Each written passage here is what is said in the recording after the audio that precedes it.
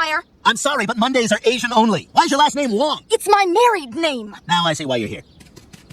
Jeez, what was that about? A little scheduling mix-up. Well, Chris, we are very... Okay, guys, so right from the start, this episode is just wild. We open with Quagmire getting told, "Go to hell, Glenn Quagmire," and then suddenly there's this line about Mondays being Asian only.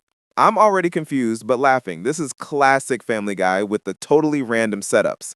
Then Chris is apparently some kind of baseball hero who sets a state record by walking 46 batters in a row after hitting his coach. Like, what? Lois and Peter are proud, but also not proud at all. Then we cut the Quagmire and this weird cyber stuff storyline.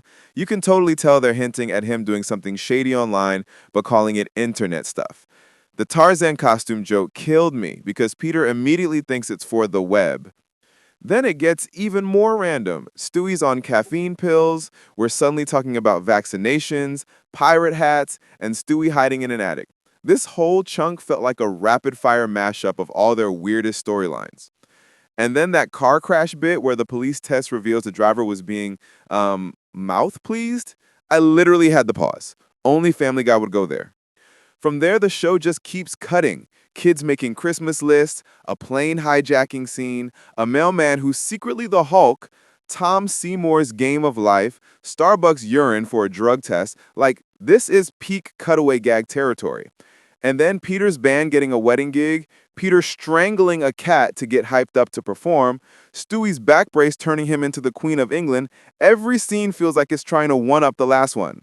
By the time we're at McDonald's with aliens destroying mankind, but sparing the workers, I'm honestly crying laughing. The dialogue about gremlins and vegan food, perfect. Then, the baseball cards at the head table, CSI babies, Lois scolding Peter about his weight, Peter trying to sign stats instead of cards. It's just such a chaotic yet perfectly written episode. The later part gets dark and meta. The Russian friend joke, the Woody Allen versus Frank Sinatra bit, Jerome giving Peter beer while carting him, Santa missing from COG, Chris snapping out of his breakdown, Stewie accidentally blowing something up with Sherlock Holmes in London. Like, how does this show even exist?